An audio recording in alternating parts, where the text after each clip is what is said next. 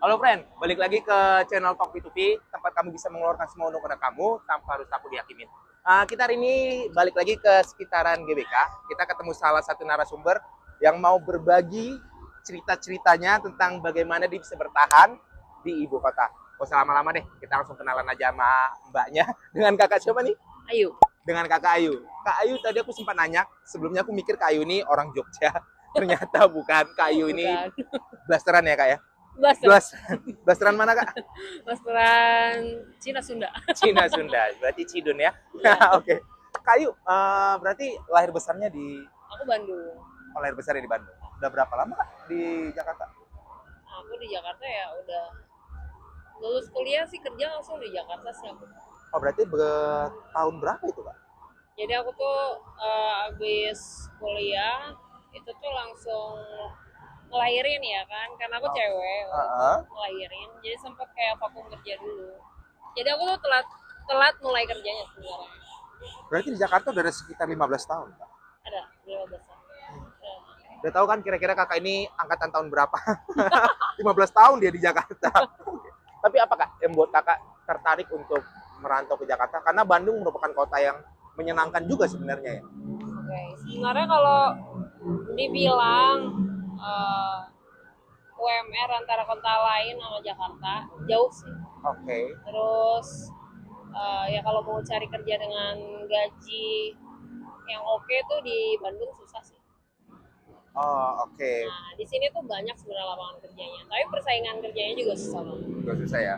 Berarti memang kakak concernnya di income lah ya kak ya. Di benefit yang lebih. Ya sebenarnya aku berpindah gara-gara keluarga sih kan merit. Oh, Gara-gara merit sama orang Jakarta. Jadi aku tuh oke. jodoh aku LDR, terus aku merit, jadi Oh, baru pindah after merit ke Jakarta. oke. Kak, boleh di-spill nih. Kalau LDR berarti ketemunya di mana? Di game. Kakak di game. Iya, Game apa nih dulunya? dulu aku main Lineage Sampai sama WoW. oke. Sekarang masih ada game yang diikutin? Masih, cuman kan sekarang kan kayak ya udah lah ya, karena udah kerja jadi ya kayak yang santai-santai aja. Oke. Kak, boleh di-spill dong. Kerja di bidang apa saat ini? Tebak? Tadi aku udah nanya sebenarnya. Ya, aku di kreatif.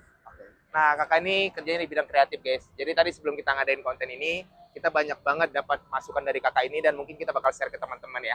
Tentang orang-orang yang mau kerja di dunia kreatif, apa aja sih kak yang perlu kita kuasain untuk bisa kerja di bidang kreatif. Kalau untuk di kreatif, sebenarnya kalau di bidang ini ya khususnya ya, sebenarnya ijazah itu perlu, tapi portofolio lebih penting. Oke, I Oke, see. oleh karena itu sebenarnya kalau baru terjun ke kreatif, nggak boleh hitung-hitungan. Kamu dapat berapa, dibayar berapa. Bahkan gratis pun sikat aja untuk portofolio. Oke, berarti sebenarnya kalau mau jadi orang kreatif, malah waktu kuliah harusnya sambil ikut freelance ya kayak baiknya. Iya, kalau ada yang minta tolong kerjain aja. Kalau misalkan kamu bisa terlibat dalam suatu project, which is nggak dibayar pun, asal portofolionya bisa ada di punya kamu, harus. Tapi benar nggak sih kak statement kalau yang bilang orang kreatif itu nggak punya jam kerja? Oh, enggak dong. Enggak dong. Kalau kamu profesional, sebenarnya akan semakin santai kamu. Karena jam terbang menentukan berapa berapa lama kamu akan eksekusi kerjaan kamu. Berarti memang kesulitan di bidang kreatif ini bagaimana kita membangun portofolio aja ya. Iya, betul. By the way kakak lulusan dari DKV atau Aku tuh sebenarnya agak nyebrang sih, interior ITB. Tapi aku tuh emang nggak suka jurusannya. Jadi, tapi aku tuh dari dulu emang pengen advertising, markom, sama desain grafis kan. Ya akhirnya nyebrang. berarti kakak otodidak aja belajar. Otodidak. Berapa lama belajar itu? Kan aku juga punya anak dulu ya, jadi waktu ngelamar-ngelamar kerja itu nggak diterima, banyak banget ditolak sebenarnya. Oke. Akhirnya masuk kemana aja yang mau terima gue. Terus awalnya malahan jadi fashion designer, asisten fashion designer, masuk aja dulu. Tapi dari situ kan mulai ngulik semua software kayak gitu. Dan pertama sebenarnya kalau di Jakarta itu ya melebihi dari semua skill itu attitude sih. Iya sih. Karena emang When attitude you have a good attitude, you will have a good networking with bosses. ya. Karena ya balik lagi kak, semua orang bakal ngeliat attitude kita kan. Sebagus apapun skill kita kalau ya attitude kita bad, orang bakalan nggak tertarik untuk kerja Betul. jangka panjang sama kita. Karena kalau lu dipercaya sama atasan atau bos lu atau siapapun yang lu kerja di tempat lu kerja, sebenarnya opportunity-nya akan selalu terbuka. Kakak ini wawasannya luas banget ya guys. Udah jauh banget nih, saya bingung mengimbanginya. Oke. Berarti Kak, Oh kan lu udah berumur ya. oh iya ya, selisihnya lumayan lagi sama saya ya. Lumayan. Tapi Kak, ada kesulitan tersendiri nggak sih Kak ketika Kakak kuliah lulus, habis itu nikah, punya anak dulu, baru Susah. ke dunia pekerjaan tuh kayak mana sih adjust-nya Kak? Susah sih sebenarnya, kayak waktu dulu tuh kan kalau secara mental ya teman-teman gue udah kerja, gue belum kerja dan gue terlambat. Terus pas apply kerja itu ditolak karena alasan umur dan belum ada pengalaman kerja, itu berat loh, apalagi di Jakarta. Terus yang buat Kakak tetap mau fight itu apa Kak? Dengan banyaknya penolakan itu? Sama ya, kalau kamu percaya Tuhan kamu, sebenarnya Tuhan kamu pelihara. Dan jangan mengecilkan Tuhan kamu. Berarti sebenarnya yang paling penting kuncinya berserah ya Kak? Sebenarnya fighting spirit sih. Nah, Oke. justru. Mahal Bukan nih. berserah loh. Berserah nanti ngapain nggak? Iya. Berarti fighting spirit ya. Ingat guys, yang paling penting adalah fighting spirit. Karena kalau berserah doang ya kita nggak bakal kemana-mana ya Kak? You do your part, your God will do good. Ya his part gitu. Jadi kayak lu punya bagian lu untuk kerja keras, dan God will appreciate gitu.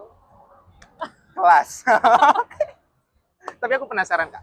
Sekarang kan mungkin bukan cuma di ibu kota ya, di Indonesia ya Kak. Turnover di pekerjaan tuh tinggi banget. Iya. Banyak PHK di mana-mana, banyak company yang harus gulung tikar.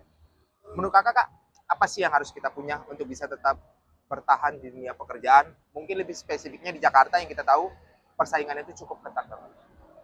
Pertama, untuk survive sebenarnya lu akan dihadapkan sama idealisme sama keinginan untuk survive. Nah, kalau di Jakarta ya harus punya skill untuk survive. Kalau pas lagi nggak bisa idealis, which is misalkan gue di kreatif. Iya. Pas lagi nggak ada kerjaan kreatif, ya udah lakukan apa yang lu bisa untuk cari uang. Mau masak, mau jualan makanan, selama itu halal, lakuin aja untuk bertahan hidup. Sambil terus cari jalan ke arah passion kamu. Oke. Berarti kalau di Jakarta emang kita nggak bisanya strict. Gua sukanya ini, gua ngelakuin ini doang, itu nggak bisa ya Kak? Iya, tapi sebenarnya ya kalau memang mau building the wealthiest, ya lu harus ada di passion kamu untuk waktu yang lama. Jadi kayak misalkan gue tuh di kreatif ya. Iya. Sebenarnya gue nggak boleh menclok. Harus terima up and down-nya gue di kreatif sampai jam terbangnya tinggi gitu. Itu yang buat Kakak ada di Iya. posisi ini sekarang. Iya betul. Berarti udah sangat bakalan sustain banget ya Kak? Ya, Untuk jangka panjangnya di kreatif. Ya, kalau untuk mungkin ini nggak berlaku untuk semua bidang pekerjaan, tapi kalau untuk bidang pekerjaan jasa ya kayak desain mungkin atau dokter mungkin, Iya. itu tuh harus kayak ada dedikasi tersendiri lah. Tapi aku penasaran Kak, apa yang buat Kakak benar-benar tertarik sama bidang kreatif Kak? I don't know, God creator. Emang itu ya, kadang kita mencintai sesuatu hal Nggak, Apa mungkin harus tahu karena alasan? aku suka art aja sih. Oh Kakak emang anaknya Aku seni. suka art ya, terus emang into design aja. Kelihatan Kakak ini suka seni, karena tadi udah aku lihat di sininya. Karena orang-orang yang pakai tato itu orang-orang yang cinta seni sebenarnya kebanyakan ya. Bener ya Kak ya? Sepertinya ya. Sepertinya ya. Oke. Kak, pertama kali ketemu sama konten-konten seperti ini atau udah sering banget Kakak jumpa sama Biasanya aku yang produksi ya. Oh iya, dia orang kreatifnya ya. Oke. Tapi Kak, gimana sih Kak kesan-pesannya ketemu sama teman-teman Talk P2P dan bisa ikut bareng di street podcastnya kita? Ya buat kamu yang ada di Jakarta sebenarnya ya semangat aja sih, jangan menyerah. Oke. Susah. Tapi kita nggak menyeramkan ya Kak dengan memberhentikan Kakak di jalan-jalan? Enggak sih ya enggak sih, Oke, berarti cukup aman ya. aman. Jadi buat kalian yang ketemu kita di jalan, gak usah takut untuk berhenti ya guys ya. Kita nggak makan orang, kita cuma ngajain tuh street podcast untuk berbagi kisah kalian doang kok. Karena harapannya kisah kalian bisa ngebantu orang lain yang mungkin membutuhkan masukan-masukan atau inspirasi-inspirasi dari kalian. Nah, Kak, sekian konten bareng kita. Thank you banget udah mau berbagi kisahnya sama teman-teman Talk P2P. Harapannya Kak, kisahnya Kakak bisa membantu mereka untuk nemuin inspirasi baru dan membantu teman-teman Talk P2P sampai di top level masing-masing. Dan harapan kita kakak juga tetap jadi orang yang rendah hati ya kak. Oh iya dong. Biar kisahnya bisa dibagi kemana-mana. Mungkin itu aja. Oke, sampai sini konten bareng Kak Ayu. Sampai ketemu di konten-konten kita berikutnya ya. Bye-bye. Dadah.